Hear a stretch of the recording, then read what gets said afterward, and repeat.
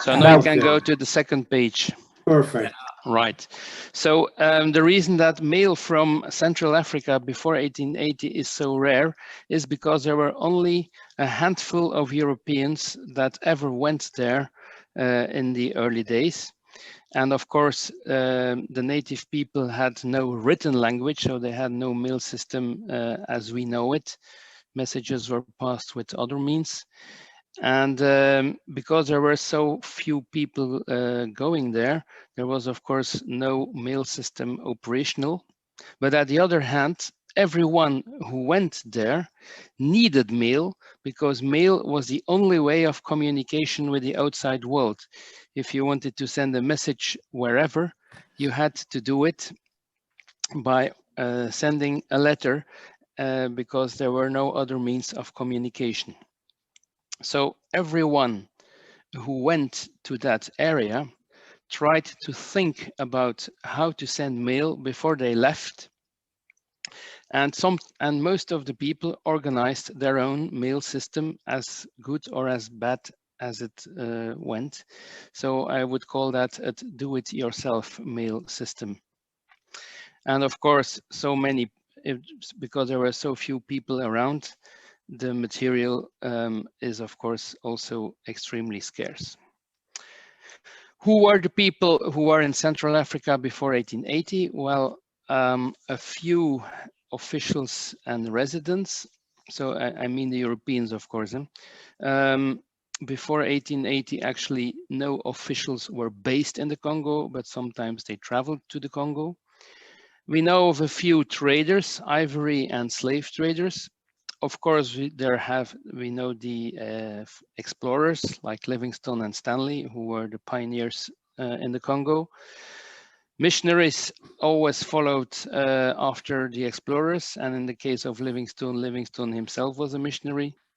And we also know of some military mail, mainly from the anti-slavery patrols. So let's have a look now at each of these type of visitors or residents and look how they organized their mail. Next one, please.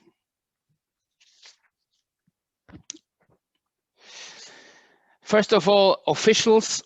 Well, the Congo actually was only created in 1885, and the Congo as we know it today. There was a kingdom of Congo, which was a Black African kingdom, but this has nothing to see with the today's Democratic Republic of Congo. It's a completely different area. But before 1880, two parts of the Congo were actually already occupied by Europeans. The coastal zone was occupied by Portugal and was considered to be part of Angola. The part in the north east of the Congo, where today is the Virunga Park, etc., that area was part of the Anglo-Egyptian Sudan. So in both areas, in the Angolan part of the Congo and in the part that belonged to the Anglo-Egyptian Sudan, from time to time, there were officials traveling, not residents. I don't know of anyone resident. And there were a few Portuguese based actually in the Congo, especially around Boma. So there were residents before 1880. We know of a few residents and we know of officials. And the mail solutions that were designed for these people, the residents had to rely on letters carried privately. As far as I know, and Louis can correct me, as far as I know, before 1880, there was no regular Angola postal system operational in the Congo or in that part of the Congo. So the residents had to ask friends and people passing by to take the mail with them. We also know, of course, that Angola was part of the Portuguese Empire, and The King of Portugal wanted to communicate with the governor in Angola, and the king had his own mail system, so that's the second mail system we know. And in South Sudan, in the part of Congo in the northern part that belonged to the Sudan, one of the governors of the southern part of the Anglo-Egyptian Sudan, General Gordon, he designed his own tube mail, which I will explain later, a tube mail which sent letters via the Nile to Khartoum and from there onwards to Europe. Next one. They, as I told you, the King of Portugal wanted to communicate with all his colonies, and for that the king had his own private mail service between the Crown in Lisbon and the governors of the different colonies, in this case Angola. And the letter you see here is a letter written by the Portuguese king in 1653, addressed to the governor of Angola. And in that you can see the word Angola on the envelope, almost in the middle, in the last, yes, Angola.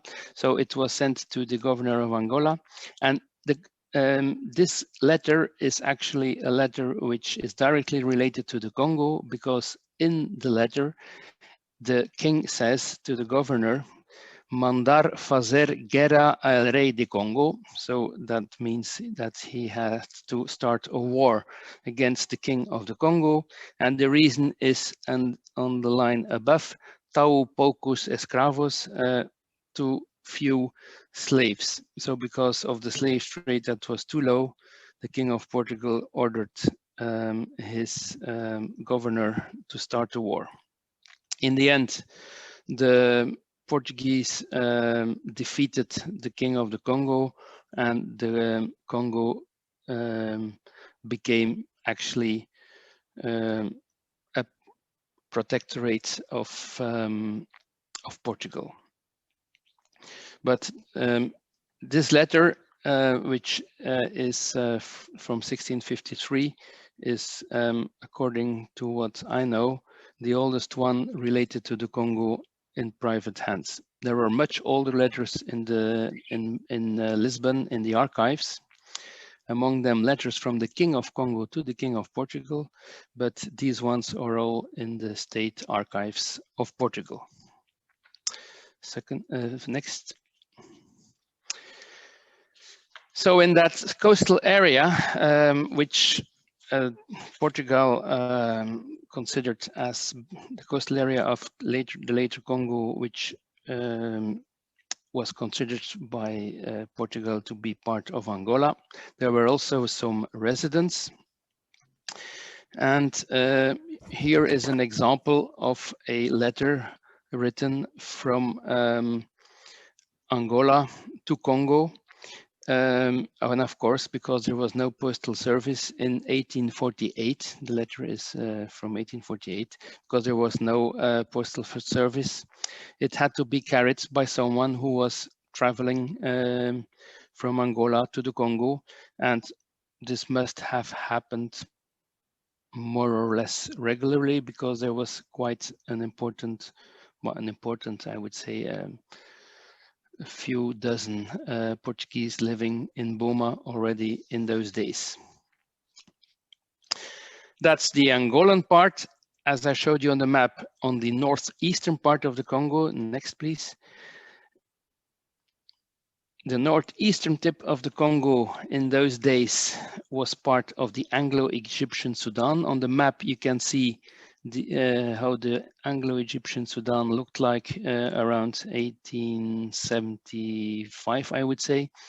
And the south part, you see there Albernianza, this is Lake Albert, is today in the Congo. So there was a part of the territory of today's Congo that was actually in those days Sudanese, and where, of course, the governors of South Sudan had also their jurisdiction. And one of them was the famous General Gordon, and he used to travel through his province. Some governors didn't move, but Gordon was one who traveled extensively through his area, through his province. And luckily for us, he wrote lots of letters, and he has also written some letters which were actually from the Congo itself and absolutely certain from the Congo, because if you find a letter and he just writes, I'm traveling, you never know where he is. But on the next page, you can see one of these letters. Next page, please. Here he says, near Lake Albert, and he makes a drawing of Lake Albert and of the place where he is. And you can see that this place is on the shore of the Congo, which is today on the shore of Lake Albert, which is today in the Congo. So this is a letter from 1876 written from Lake Albert, in this case to Khartoum.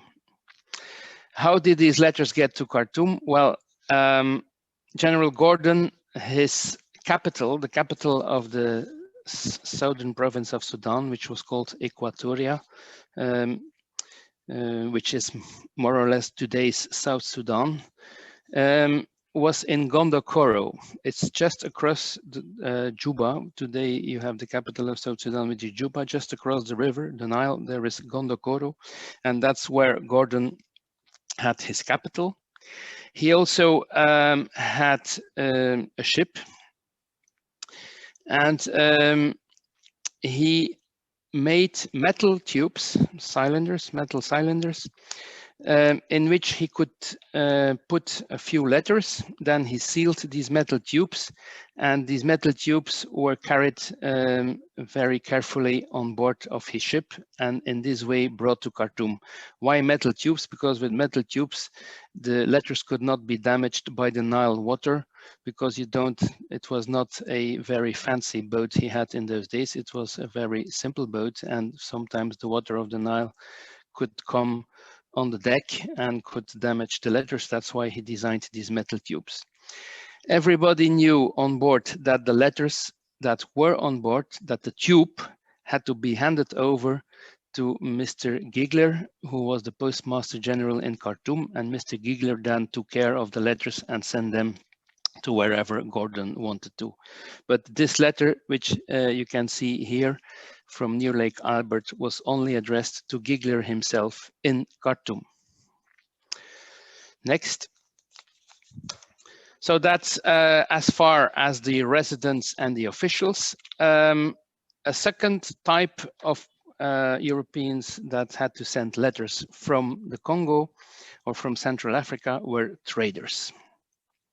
And most of the traders I know were, I would say not most, the only traders I found traces of are slave traders who sent letters from the coast of Congo to their masters in Europe. They had to do so because the slave traders, once they had bought slaves, did not go back to Europe. So they had to inform their companies what was happening. The slave trade was the first intercontinental trade ever. The slave trade always started in Europe, where the ships left with gun, alcohol, and useful objects to Africa. In Africa, this cargo was exchanged for slaves, and from Africa, the ships then sailed to America, where the slaves were exchanged for silver or for sugar. So when they were in Africa, they badly needed to send information to their headquarters in Europe, because otherwise the directors of the companies they worked for wouldn't know what was happening.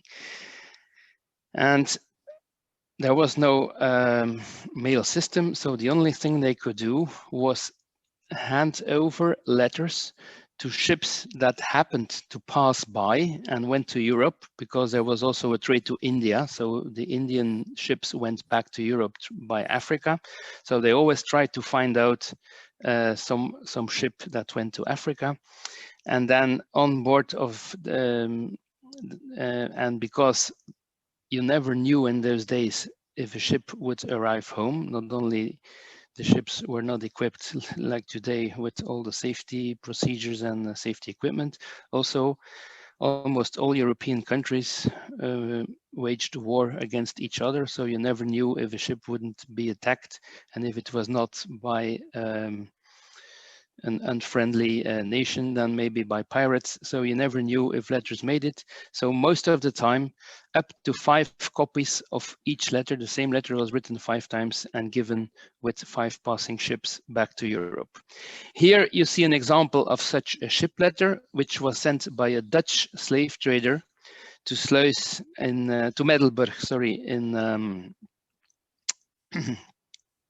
in Holland, and you see on the bottom per Captain Pix, and Captain Pix was the captain to whom he entrusted the letter. It was important to put the name of the captain on the cover, because the captain whose name was on the cover was the one who got the money for the letter once he arrived in Europe. And in this case, Captain Pix was a British captain, because we can see on the back of the cover a bishop mark of London. So the letter went to the UK, and from the UK it went by regular mail to Holland. So this letter is from 4th of January 1733 and is a ship letter. So we have seen 4 letters. We have already seen 4 different mail systems. Next. A third kind of Europeans which went to Central Africa were explorers, and 2 explorers, 2 very famous explorers, actually spent a long time in the Congo, namely Dr. Livingstone and Henry Morton Stanley. Dr. Livingstone designed his own mail system. Livingstone knew that he would travel for a very long time, and that during this travel he would not have any contact with the outside world if he didn't organize his own mail system. He went to territory where no European had ever been, so it was a very difficult task to design a mail system. On the map on the left, you can see a red line. The red line goes from Cape Town in South Africa all up to the north to the Zambezi River, then to the Kasai River, and continues up to the coast of Angola.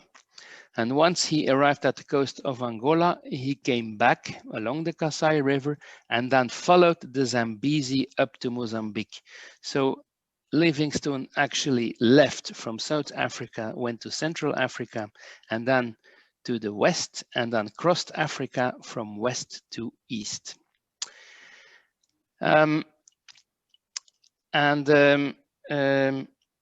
To get news from his family, of course he could get it in Angola, but he also wanted to have some news. Also, that was a trip of 4 years, so he also wanted to get some news, not only when he was in Luanda and Angola, but he also wanted some news from his family, from his friends, whatever news, when he was all the other 3 years that he was on his trip.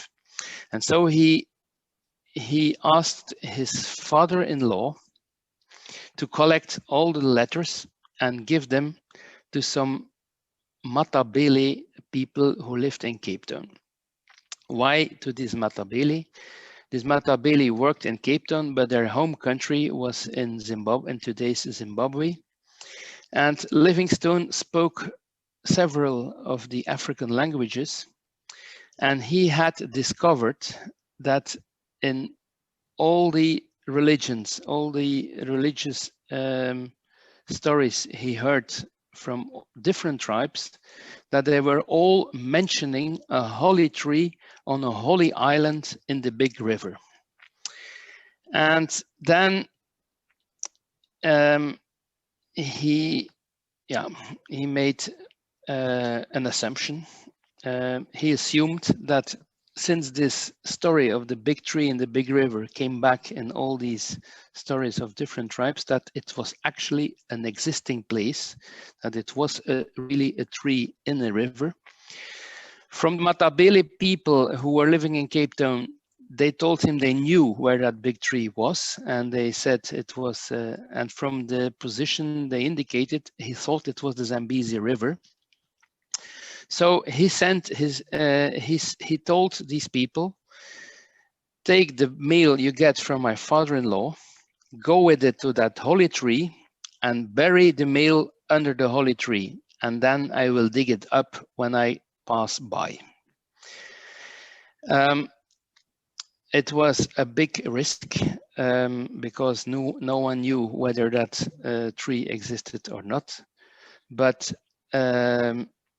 he was right. Livingstone was right. The tree did exist. The Matabele runners took the mail, buried it under the tree, and the mail has been under the tree for about 1 year. In 2010, I have traveled through the area to find the tree. And I think that I found it because there is an enormous giant baobab on Impalila Island. Today, that's an island in the Caprivi Strip, so it belongs to Namibia today. And on that island, this enormous baobab has been used by the South African army as a watchtower to look at the rebels in Angola and across the border. So, because this was the highest natural point in Angola, in the Zambezi River today, I also think that it must have been the tree to which Livingstone has, and to which under which Livingstone's mail has been buried. I'm not sure of this, but if it is not this tree one, it will have been a very similar one. Next. So Livingstone has had mail that was buried for 1 year under the tree. On the left, you see a photo of the tree, I think it was. And here you see one of these letters that state 1 year under the ground at the foot of the holy tree. So we are now at 5 letters and we have already 5 different mail systems. And if you know that there is only 60 letters of Central Africa existing, you can imagine how many different mail systems there have been. Next.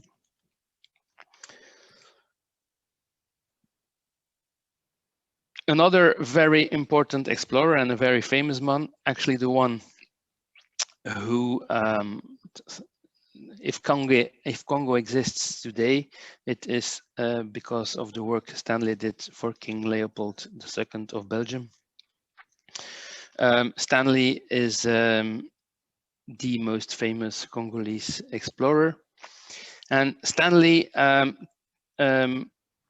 you all probably know, he first discovered Dr. Livingstone in Ujiji in Tanzania in 1871, because he was sent there by the New York Herald, the newspaper for which he was working.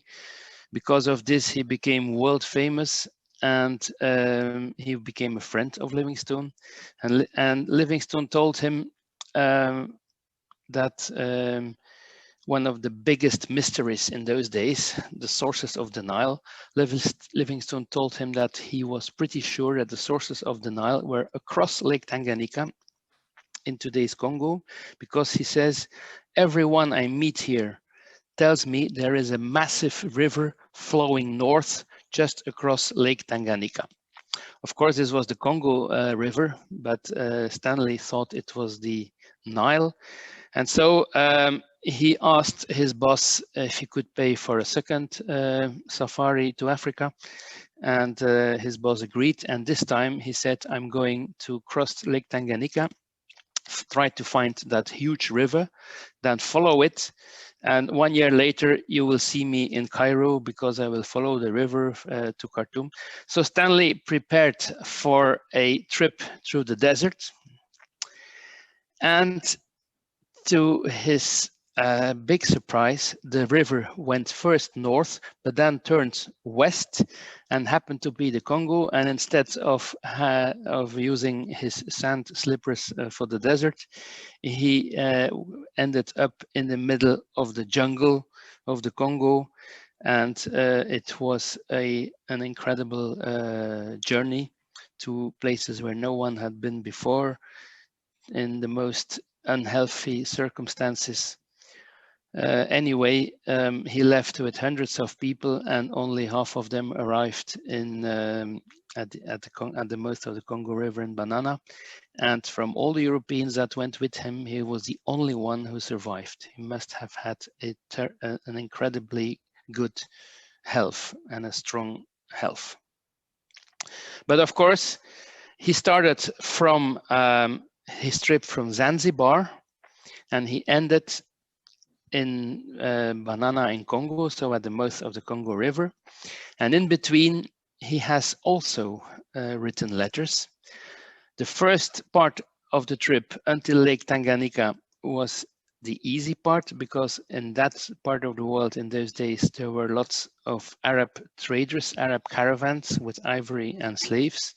And all the Europeans traveling through that area gave their mail to Arab caravans that went to the coast. So next page.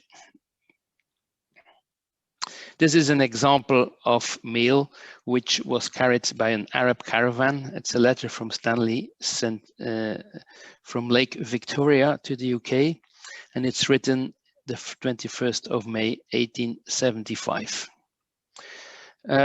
It's not written anywhere that it was sent by Arab caravans, but by logical deduction, there is only one way this letter could have made it. It must have been with a caravan. So next page. But once he crossed Lake Tanganyika, he was in the Congo, totally unknown area, no one there to rely on.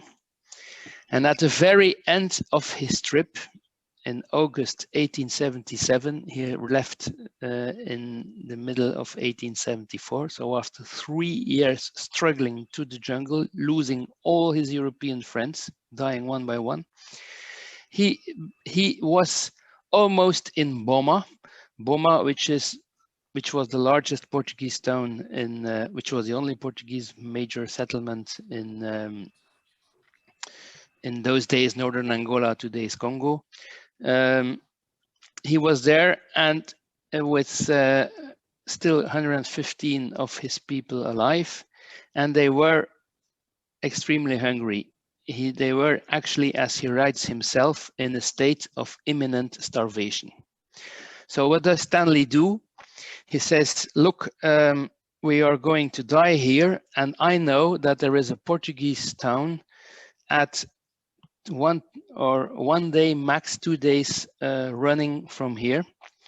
So he asked one of his people who was still in good shape, a young guy who was still in good shape, look, I will give you a letter. You run along the river. You will reach a town with houses like you know in Zanzibar.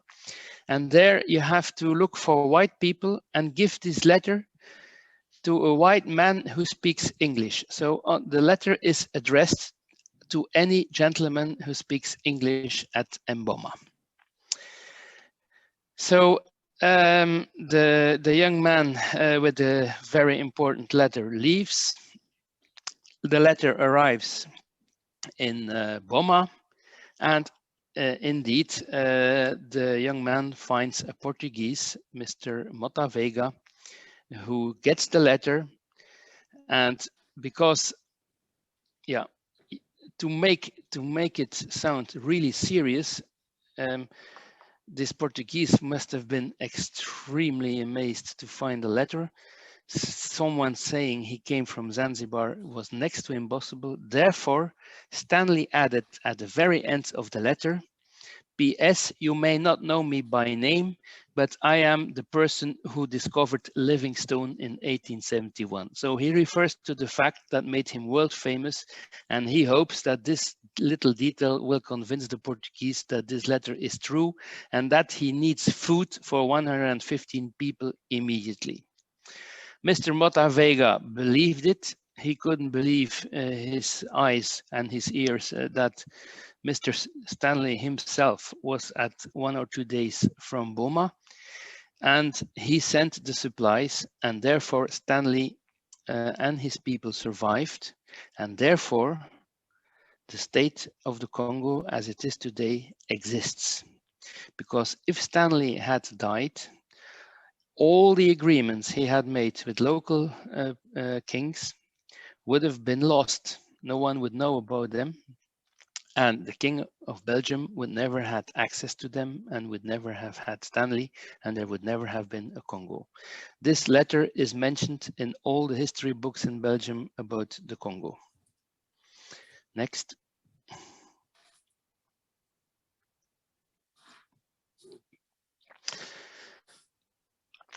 But Stanley and Livingstone were not the only explorers. We also know of other explorers. In this case, the first expedition ever organized by the Belgians was in 1880 by the Association Internationale Africaine, the AIA. I added this one because it's the only one I know which actually mentions that Mr. Burdo is not a famous one, of course, no one knows him, but in his letter, he writes exactly that he is in Central Africa and that he sends the letter par caravane descendante, so by caravan descending to Zanzibar. So I added this one because here you see that they actually did use, there is a written proof of the fact that they use Arab caravans, and everyone did. Next. Another category of people who were very interested in traveling to the Congo were, of course, the missionaries. The first missionaries arrived around 1700 in the Portuguese Angola part, which was in those days Angola, but they didn't stay there. Most of these missionaries were actually just traveling, and there is no mail known from them. But the oldest cover known from a Belgian missionary is from Father Vinke, who was at the, as you can see on the map, Impala in red. This was where his mission was. So on the other side, on the Congolese side of Lake Tanganyika, and the letters that were written there to get home had to travel all the way to Zanzibar on the right of the map.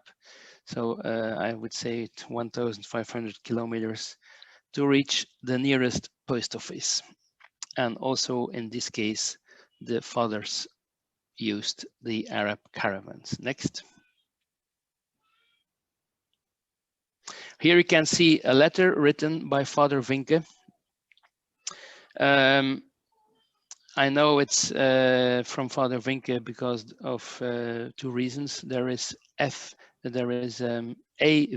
on the back. I didn't copy that, unfortunately, but it's also his handwriting, which is absolutely and undoubtedly his.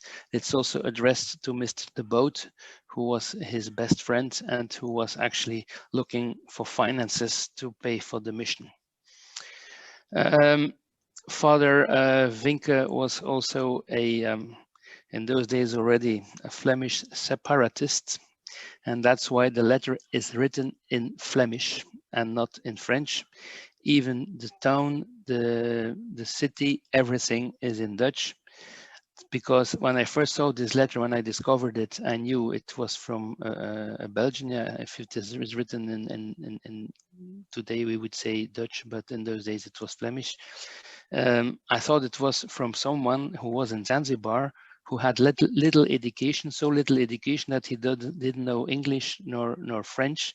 But here it was really wanted. He wanted to write it in his own language.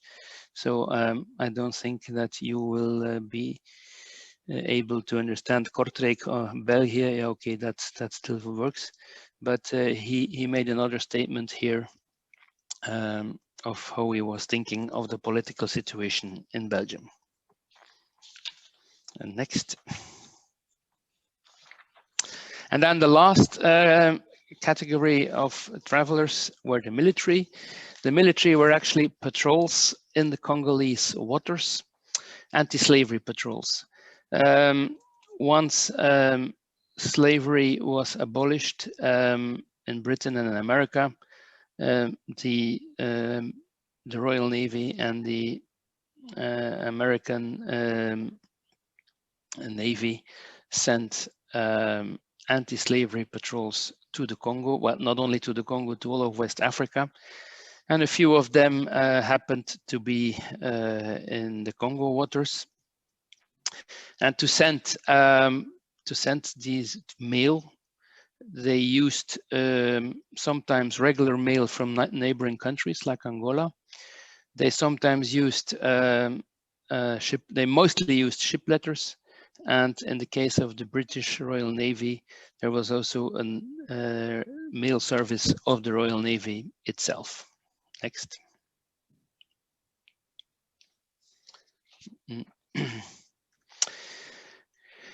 A first letter looks like a very simple letter from New York to Boston. So most of us would say, well, this is a not very special letter. But if you read the contents, it's actually a letter from the large African river, the Congo, as you can see, where the guy was at that moment.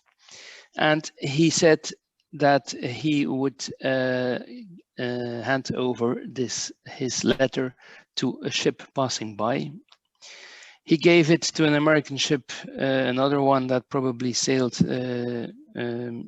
to Salem in America, but the Navy man to whom he gave the letter was probably from New York and took the letter all the way home and just dropped it in the letterbox. So it was taxed as an unfranked letter from New York to Boston. And if you would not read the contents, you would say this is nothing. But if you read the contents, it's one of the extremely rare letters from the Congo written before 1880.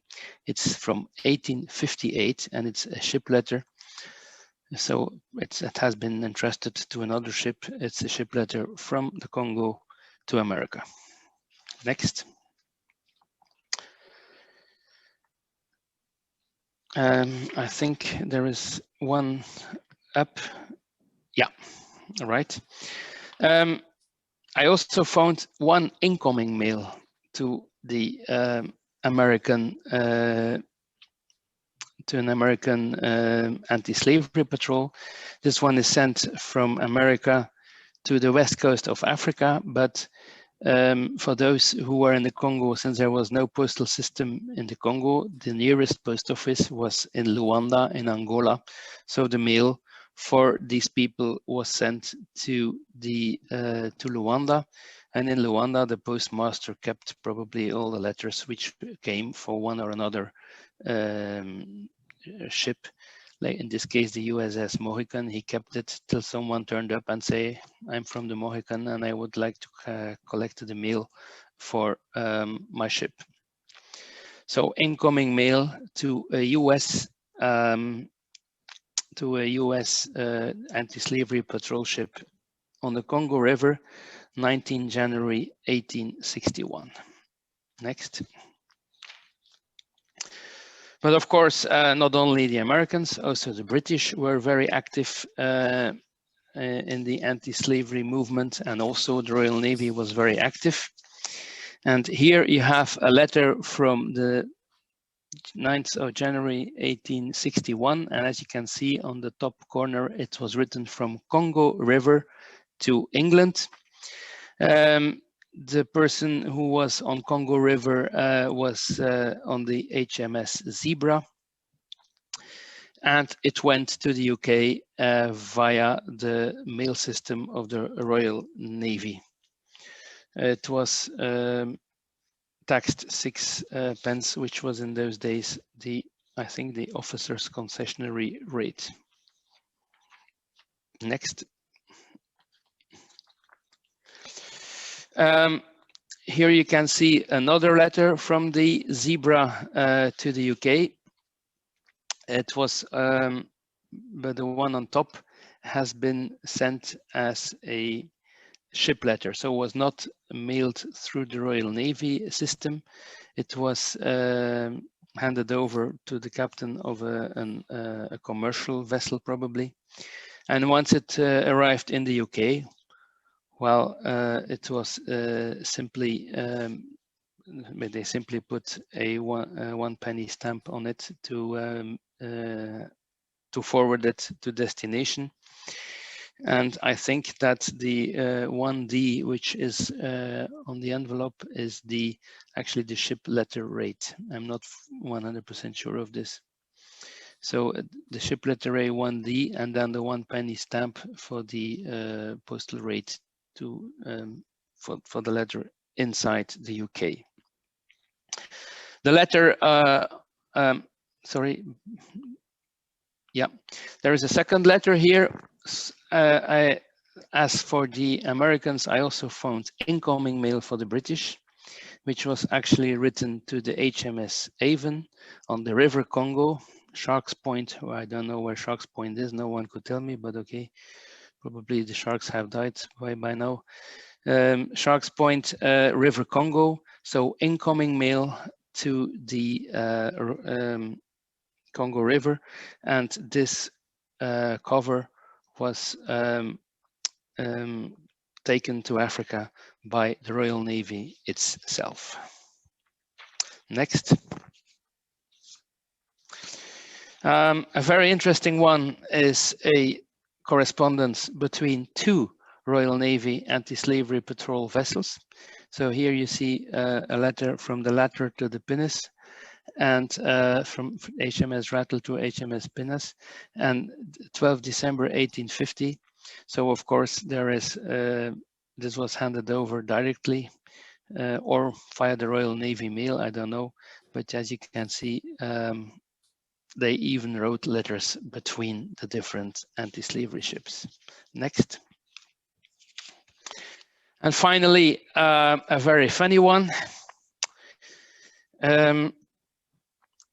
One day I found a ship letter from April 1868.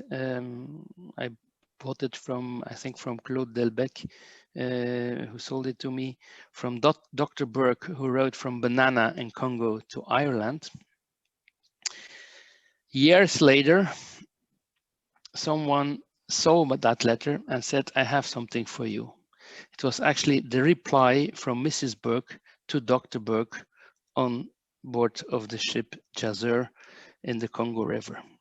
So the letter and the answer. The letter from Dr. Burke in Banana was given to a Dutch company that was active in Banana, the Kardijk company, and was carried by a commercial vessel to Rotterdam. And from there, it went through regular mail from Rotterdam to Ireland. The return mail was sent by the Royal Navy mail, but look at the address, Dr. Burke, HMS Jazer, West Coast of Africa. In those days, you could write an address like that and letters arrived. I wouldn't try it today, but in those days, things were apparently easier than today. So this was the last one. There's only the conclusion left. Well, I showed you a handful of letters from Central Africa to Europe or to America or to wherever, but there were 9 different mail systems identified. So the kings of Portugal, mail service, letters carried privately, African runners, Arab caravans, Gordon's tube mail, Livingstone's mail system, the Royal Navy mail, ship letters, and even regular mail through the neighboring countries. 9 different mail systems for only 60 covers known. So if you ever find a letter from that area, I would be very pleased to know about it. At least maybe I can add a 10th or 11th mail system, because I wouldn't be surprised. Thank you very much. Thank you, Patrick, for this wonderful presentation. If you agree, now we have 10 minutes for some questions. Perfect. Bruno, please. So, thank you, Patrick. Bruno speaking. My best compliments for this terrific presentation. Very magnificent, useful, huge presentation. Best compliments. From my point of view, my personal point of view, I was really wonderful the letter with avec caravan descendant. But my question is, we haven't seen any full photos of the holy tree. It's a pity, really. Yes, I have photos of the holy tree, but actually, I gave it to the lady who made this presentation, and she put it in the background. So if you, instead of putting me in front of that tree in the presentation, she put the tree in the background, because for her this was not so very interesting. If you can go back to the letter of Livingstone, I will send you an email. Yeah. Okay. Now it's up. Yeah, we are almost there. Yes. One down. A small eye. One down.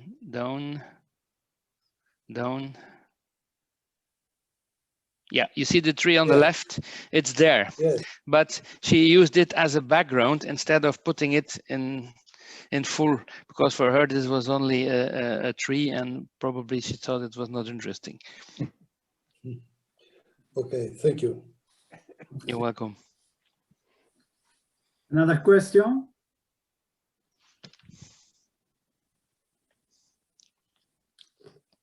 I'm reading chat. Right. Right. No. Thomas, do you have some question? There are few questions, only compliments also from my side. You took us on an African safari for tonight. Thank you very much for that. You're welcome. Thank you, Thomas. Of course, from a postal history point of view, most of these letters don't seem very interesting because they don't have any postmarks. And one of the points I like to make here is that even letters without postmarks can be very interesting from a postal history point of view. And I'm sure about that. And that's a very true lesson to all postal historians. There mustn't be a stamp or a postmark to get a letter interesting for a postal history view. So thank you for that point of view. You're absolutely right, Thomas. Of course, it's not mandatory the postmark for being interesting a letter. The mail is the mail. Yeah. And that's why I stopped in 1880, because from 1880 onwards, there was a post office in Angola. And actually, once you had that post office between 1880 and 1885, the year in which the Congo actually was created, this is a presentation in itself, because then you have the first postmark, the first stamps, the first everything. And this is also a presentation of an hour. So that's why I stopped in 1880. Otherwise, you would be very bored in the end. Okay, Paolo Bianchi. Sì, thank you very much. This is a beautiful exhibition of beautiful cover and everything. I think you have really, in this moment, the best that we can find in the field. There is something that I wanted to say that maybe is later, but I saw not maybe 2-3 years ago one nice cover coming from Zanzibar addressed to Stanley or Livingstone. Do you remember? Was a very nice cover. I don't remember that one. Yes, I missed that one. I don't remember exactly what was the address that they put in the letter, because sure was addressed when the explorer were inside. Okay. So not close to the coast or something like this. For so, Stanley, the address was probably the British consulate. That was normally the address they used for Stanley, but I've never seen a letter for sale addressed to Stanley. Did you buy it, Paulo? No, because I didn't buy, because was too far. For me was interesting only from Zanzibar, but was not in Congo. Was something place that he was to make an exploration, not too far away, but anyway inside the country. I don't remember. I ask now because I believe maybe you remember this letter. No, I've not seen it. It would have been a perfect addition to my collection. Incoming mail to expeditions I don't have yet. Didn't buy. That is why I ask you, because it was a very outstanding. That's. Yes. But anyway, thank you very much for this show. I like a lot of this cover that you have. The Thank you, Paulo. Cover. Zebra, I think the zebra, I have probably 2 covers from zebra. Zebra was work a lot in the anti-slavery patrol. Yeah. Yes. It was active mainly in the Congo waters. Okay, very nice. Thank you, Paolo. Thank you, Paulo. José. I would like to thank again to Patrick, but not only because this so interesting and wonderful presentation on postal history, but because it has been, for me, very, very interesting in terms of history, not only postal history. So thank you very much and congratulations again, Patrick. Thank you, Jose. And that's one of the points I always try to make with non-philatelists. I can do these presentations to non-philatelists and they will also be very interested. And that's one way I try to get people interested in our hobby, because I think history and postal history is today the most appealing way, more than the stamps. Absolutely. Thank you. Patrick? Giancarlo, then Paolo. I would like to congratulate Patrick for this wonderful presentation. It was really fascinating. Thank you very much. Thank you, Giancarlo. Zavattoni? No, I was amazed really for this presentation, and I share the opinion that postal history is very useful to tell about history, mainly. This is my favorite idea. I agree. Paolo, can I say something? Yes, Zavattoni, just to study something about explorer and mail from explorer inside the German East Africa. They start just later. Not we don't have people on the sides like Stanley and Livingstone. But there is, I found some cover for that. I'm ready to send a study to some magazine. I will tell you when I arrive. Great. And just to study, not finish. There is a lot of things to study. Yeah, most of the covers I know from the Germans are after 1890. Yes, yes. Emin Pasha. Yes. Emin Pasha is earlier. Yeah, Emin Yes, Pasha, sorry. Minimum 10, 15 years later. Yeah. Emin Pasha, but Emin Pasha was a different story. He was not there for German East Africa. He was also there for the Anglo-Egyptian Sudan. Yes, in Equatoria. So, yeah, in Equatoria. That's why we have earlier mail from him, but mail from German East Africa, I would say, I don't know any mail before 1890 or 1889. Is that true? Is like this? The only can you find, but is Zanzibar, okay, but inland. Zanzibar, yeah. Anti-slavery patrol, and they send mail in Zanzibar. Zanzibar start the office in 75, I think. Guglielminetti. Yes, very nice, fascinating presentation. I like Africa postal history a lot. So thanks, Patrick, for sharing beautiful items with us.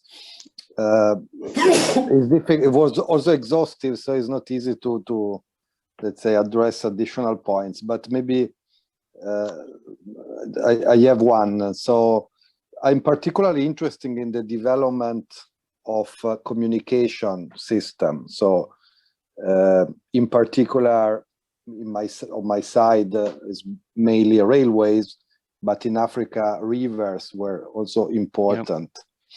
Yep. Have you found any, let's say, clear indication about, Stanley is very well known to us to even say that Congo without railways was not worth a penny. Yes. Have you found similar citation in the letter you collected that the people asked for better connection or complaining about the lack of them, things like that? Actually, all the time they are telling from the inside of the Congo that it takes so long to send letters. So that's a story that comes back all the time. So it took months to send a letter, months to receive the answer. So communication was really hard, and they were not really complaining of it. It was a matter of fact, but they were mentioning it. Yeah. And even, yeah, as you say, the railway was a big help, but before all the stretches of the Congo River where there was no navigation possible were covered, we were already 1900, I think, or later. Exactly. Thanks a lot. You're welcome. Patrick, I think I can add something to the last question.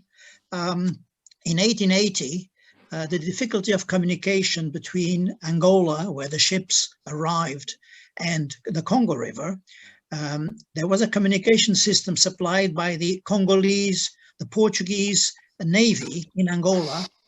They went up to Banana and then up the river until Boma, and they carried mail, but this started only in 1880, and it was until the independence of Congo. This worked. I think it worked. We know the document that gives support to this, but I haven't seen any letter actually in which we can prove it worked. But this is just a question. Now, I have something else for Patrick now. You remember at the beginning you showed us a letter sent by a native runner from Luanda to a tribe, a local ruler in Congo. Yes. And I think this letter is dated something like 1848, 40 something. Okay, I have a similar letter from the same correspondence dating 1820, but with one particular thing. It was sent the other way by the native ruler to the governor of Angola. This was a very late discovery here. Super. And I'm going to send you a picture of it because it's Great. very interesting, and it's written in half Portuguese, half Angolan. So it's not difficult to read, but it's very curious. Okay, and again, Patrick, congratulations for your presentation. And 1820 is extremely early, Louis, extremely early. 1822 or 23, something. When you're mentioning that mailboat, I have a feeling that that mailboat started when the post office was opened in Boma, which was in 1879 or 1880. Yeah, exactly. So, and I have a cover with the is it banana? Yeah, it's a banana cancellation, Portuguese banana cancellation from 1880. Right. Okay. Thank you, Patrick. Thank you all for this presentation, and I hope to meet you as possible. And I would like to thank you, Agnello, because you had a lot of patience with me. I didn't want to do it on a Friday, and then I didn't want to do it at 9 p.m. And you were always very kind to adapt to to my agenda. So I would like to apologize for that, and I would like to congratulate you on this initiative. For one of the greatest philatelics in the world, there is no problem. Well, still, I was not the easiest of your guests. Thank you. Good evening. Thank you very much. Thank you, everyone. Thank you for listening. Bye-bye. Good evening. Bye-bye. Bye-bye. Thank you. Bye-bye. Thank you very much, everyone. Bye-bye.